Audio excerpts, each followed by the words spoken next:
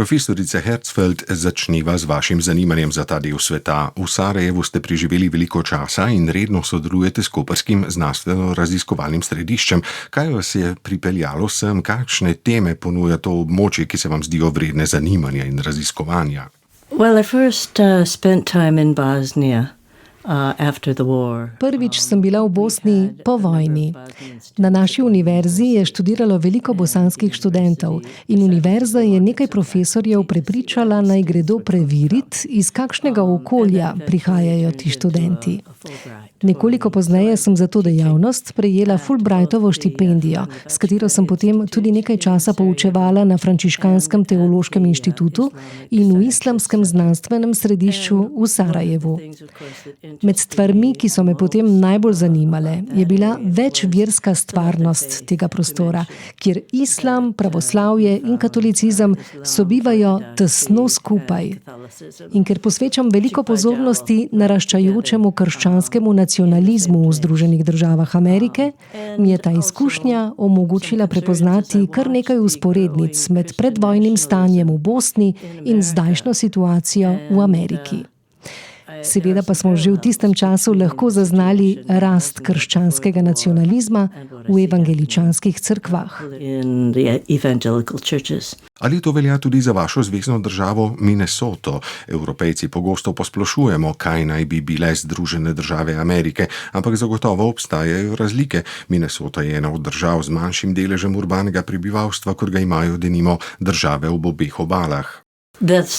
Exactly it, though. Most of the strong... Ravno za to gre. Večina ljudi, ki gojijo močna nacionalistična čustva in torej tudi podpirajo gospoda Trumpa, živi na podeželju. V Minnesoti opažamo zelo jasno ločnico med podeželjem in mesti. Dvomestje Minneapolis in St. Paul, pristaniško mesto Duluth in območje Rochestra se politično nagibajo odločno k demokratom. Preostali del države, ki je pretežno podeželski, pa voli republikance. Napetost med dvema poloma je zato v Minnesoti zelo izrazita. And so there is the same tension right there in Minnesota. Pričakoval bi, da vas dežele med Slovenijo in Bosno do neke mere spominjajo na vašo domovino, tudi zaradi narave in podnebja.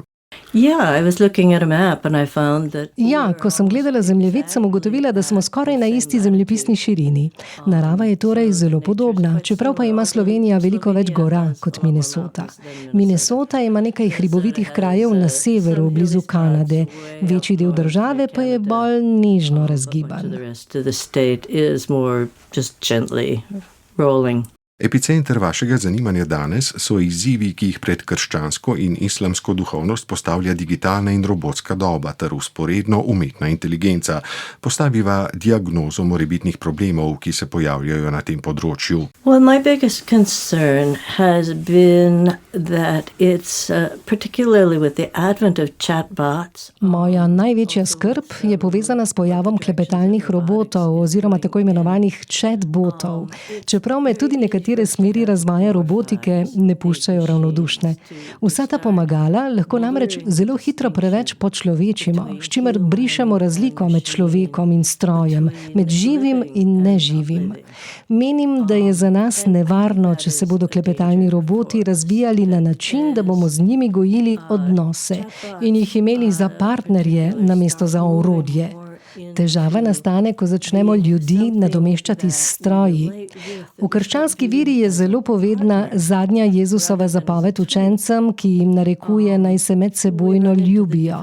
Poklicani smo torej, da gojimo odnose drug z drugim in z Bogom.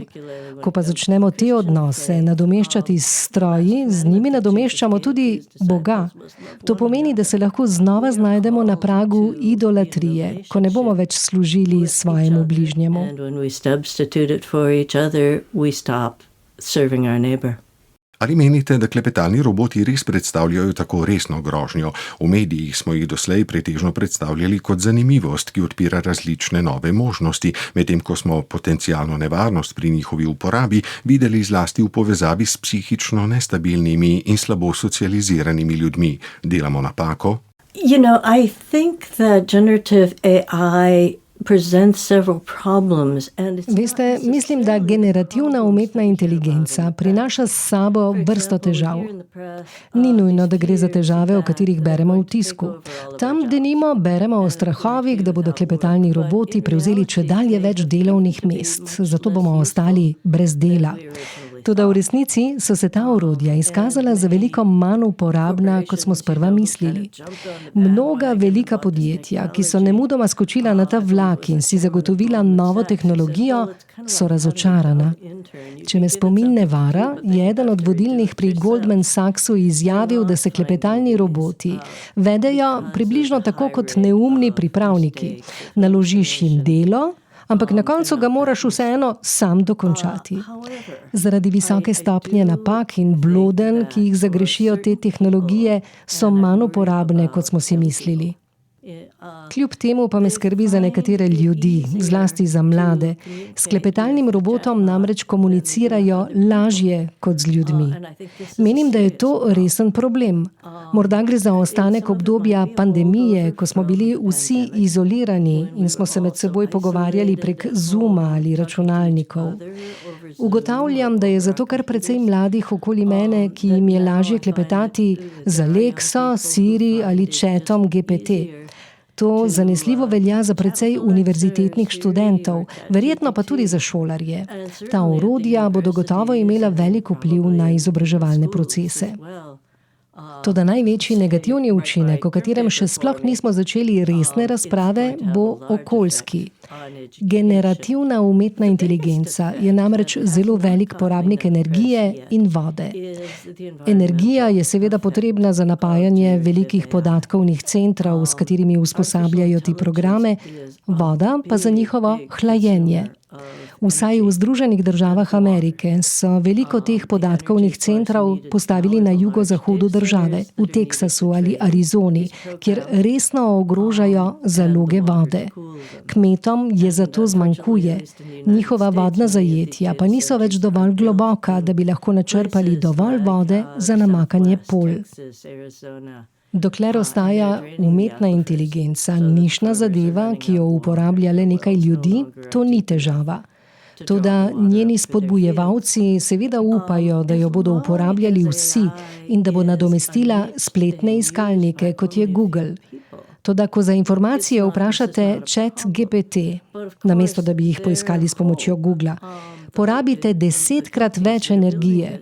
Če bomo torej sledili razvijalcem, ki bi radi uporabo umetne inteligence razširili na vse spletne uporabnike, bomo K temu gre najbrž prišteti še demografsko eksplozijo, ki se je v zahodnem svetu ne zavedamo, saj je trend v naših državah ravno obraten kot drugod, toda na svetovni ravni je ljudi vedno več. To je res.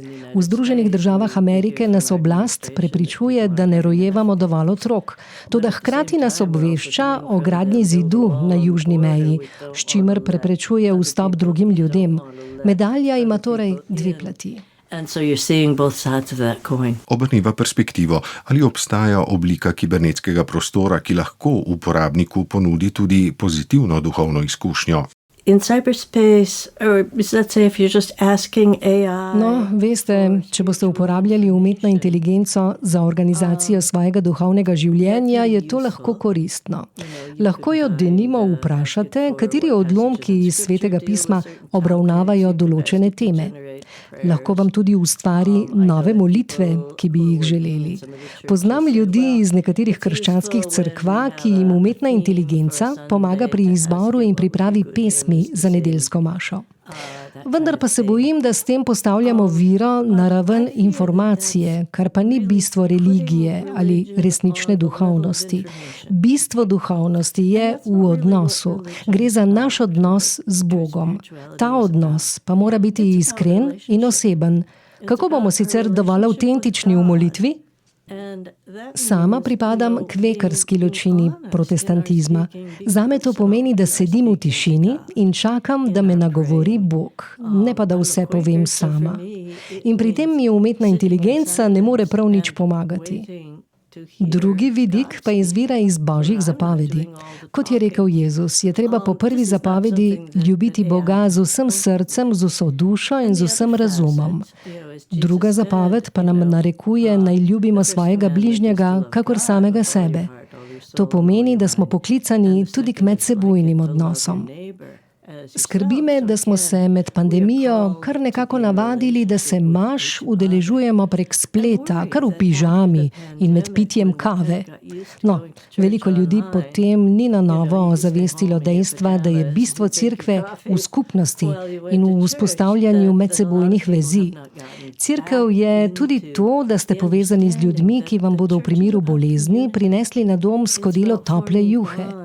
Nobena umetna inteligenca ne bo tega storila za vas. No, ko govorimo o digitalni dobi in odnosu človeka do digitalnega sveta, pogosto govorimo o različnih oblikah zasvojenosti. Ali so po vašem mnenju različne cerkvene skupnosti pripravljene za pomoč verniku, ki je odvisen od videoiger, na primer, ali klepetalnih robotov? Najhujša je odvisnost od pornografije. Seveda. Mislim, da mnoge cerkve na to niso tako dobro pripravljene, kot bi morale biti. V svojem seminarju na fakulteti predavam o izzivih pastorskega in duhovniškega dela v tehnološki dobi. Velik del tečaja posvečamo prav pomoči župljanom pri različnih spletnih zasvojenostih. Predvsem pa pomagamo mladim, da se naučijo odklopa od virtualnega sveta in vstopanja nazaj v resnični svet, da bi bili drug z drugim, pa tudi z naravo. Učimo pa jih tudi vztrajanja v tišini. Toda ali jim to tudi uspeva? Mnogim ne. To je pravzaprav zanimivo. Moji seminaristi, na primer, morajo del svojih študijskih obveznosti opraviti v obliki službe v cerkvenih ustanovah. In ko pridemo do te stopnje, jim svetujem, naj gredo hkrati na tehnološki post. Praviloma mi odvrnejo, ni problema, to bo enostavno. Vendar pa je presenetljivo veliko takšnih, no, mene to ne preseneča, ki se po tednu dni vrnejo in rečejo, da tega ne zmorejo. A če nič drugega, se tako vsaj zavejo lastne odvisnosti od tehnologij. Neki študent, ki je prav tako onemogel po tednu tehnološkega posta, mi je prišel povedati, da po statističnih podatkih na njegovem mobilcu preverja različne informacije na njem po 30krat na uro. No, on se je tega vsaj zavedal, medtem ko se večina ne. Prvi korak bi torej bil, da se svoje odvisnosti zavemo. In to je gotovo ena od tem, s katerimi se ukvarja tudi Vatikanska komisija za umetno inteligenco, s katero sodelujete. O katerih temah še razpravlja ta Vatikanska komisija?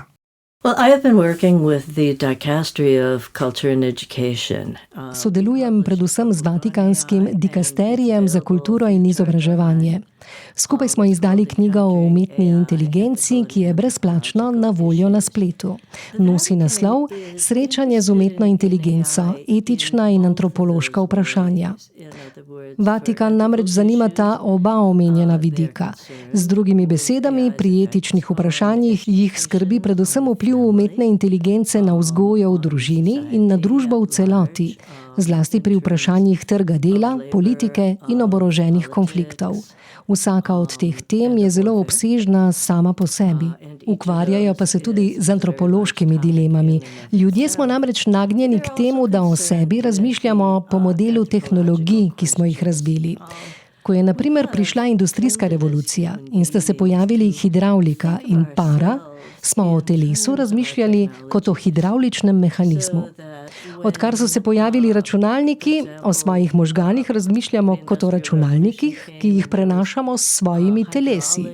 Tako mene kot Vatikan skrbi, da se s takšnimi pogledi vračamo v obdobje heretičnega gnosticizma, ki je bil utemeljen na prepričanju, da je ločen od telesa, da je dober, telo pa slabo. Zato se pojavljajo transhumanisti, kot je Ray Kurzweil, ki upa, da bo nekega dne lahko naložil svoje možgane na računalnik, saj je prepričan, da je njegova osebnost vsa v možganih. Toda krščanska vera nas uči drugače. Po njej smo celota. Ločevanje uma ali duše od telesa, v prepričanju, da bo ta del pač odletel nekam v nebesa, je v nasprotju z apostolsko veroizpovedjo. Kristjani namreč verjamemo v vstajenje telesa in Kristus oziroma utelešeni Jezus nas prepričuje ravno v dragocenost telesa. Prav zato je Bog prevzel človeško telo, z njim pa tudi njegovo bolečino, dobroto in smrtnost. Menim, da je med vsemi večjimi verstvi ravno krščanstvo najbolj utemeljeno na telesu, to pa ravno zaradi Božjega utelešenja. Posvetiva se zdaj novemu papežu. Ko je bil nedavno izvoljen, je Leon XIV. Precej jasno povedal, da bodo pozitivni in negativni učinki umetne inteligence pomemben del njegovega nauka. Kaj pričakujete od njega? Upam, da bo nadaljeval pot, ki jo je začrtal papež Frančišek. V mislih imam resno ukvarjanje z znanostjo in tehnologijo ter perečimi vprašanji današnjega časa. Papež Frančišek je z dokumentoma Laudato Si in Laudate Deum izrazil velike skrbi glede sprememb podnebja in okolja. Kot sem že povedala, pa je to področje močno povezano z razmahom umetne inteligence in kibernetskih valut. Že Frančišek je proti koncu čedalje glasneje izražal skrbi glede umetne inteligence. To je razvidno iz dokumenta Antiqua et Nova, ki ga je nedavno izdal dikasterij za nauk vire. Verjamem pač, da utegne Leon XIV. Kmalu izdati tudi okrožnico na temo umetne inteligence. Strinjam se z vami, zlasti če vzameva v obzir cel niz okrožnic o družbeni doktrini cerkve, začenši z okrožnico Rerum Novarum iz leta 1891. Sledile so, če se ne motim, še 3 pred Vojtilovo Centesimus Annus, v isti niz družbenih okrožnic pa seveda lahko postaviva tudi Frančiškovo Laudato Si. Spomniva še, da je lani spomladi ravno Frančišek izkoristil srečanje z voditelji industrijsko najbolj razvitih držav G7 za nagovor na temo tveganj povezanih z umetno inteligenco. No, in novi papež Leon si je svoje ime izbral vsaj delno, ravno zaradi občudovanja dela prejšnjega Leona, tistega, ki je s svojo okrožnico Rerum Novarum sprožil ves ta niz okrožnic o družbeni doktrini cerkve. Če dovolite, pa bi se rad dotaknil tudi vašega neakademskega življenja. Ali morda vidite kakšno grožnjo povezano z umetno inteligenco tudi v zasebnosti? Trenutno bi predvsem rada poskrbela, da bodo študenti, če bodo pri svojih raziskavah in pisanju uporabljali umetno inteligenco, to počeli na ustrezen način. Dopovedujem jim, da si lahko z njo pomagajo v začetku, ko iščejo idejno odskočno desko in se ukvarjajo z ustreznim profiliranjem raziskovalne teme. Ter morda na koncu projekta, ko jim lahko umetna inteligenca pomaga pri odpravi jezikovnih napak in urejanju člankov v standardni ameriški angleščini. Imam namreč precej študentov iz Ruande, Vietnama in Indonezije. Skrbi me predvsem za dodiplomske študente, manj za doktorande. Mlajši namreč čakajo prav do zadnjega večera, preden napišejo obvezno nalogo in tako v zadnjem trenutku zahtevajo od Chata GPT, da nalogo spiše namesto njih. Toda kakšen smisel ima takšno početje? Tako se ne bodo naučili nič. Smisel univerze pa je ravno v tem, da se človek nauči izražanja, poglabljanja in oblikovanja svojih misli in zamisli. Rekla bi torej, da je največ mojih zasebnih skrbi na temo umetne inteligence povezanih s študenti. Prihajate pogosto v Koper. Kakšno je vaše mnenje o ekumenskih verskih srečanjih, ki jih prirejajo v tem mestu? I was not aware of these ecumenical V encounters. resnici nisem vedela za ta srečanja, sem pa zelo vesela, da jih prirejajo. Ko sem bila v Sarajevu, sem sodelovala pri podobnih pobudah.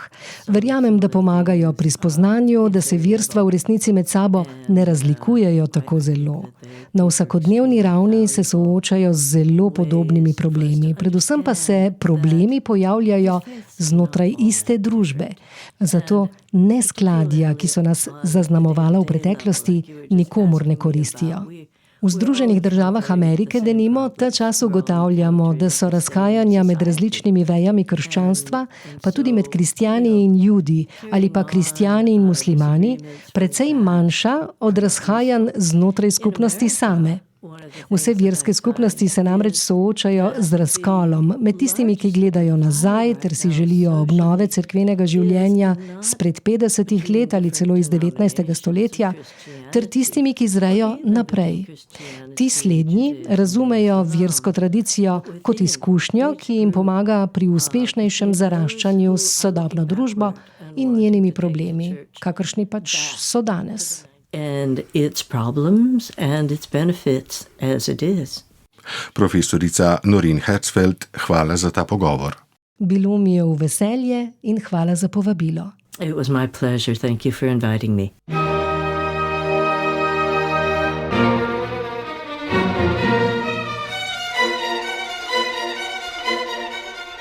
Sedmi dan.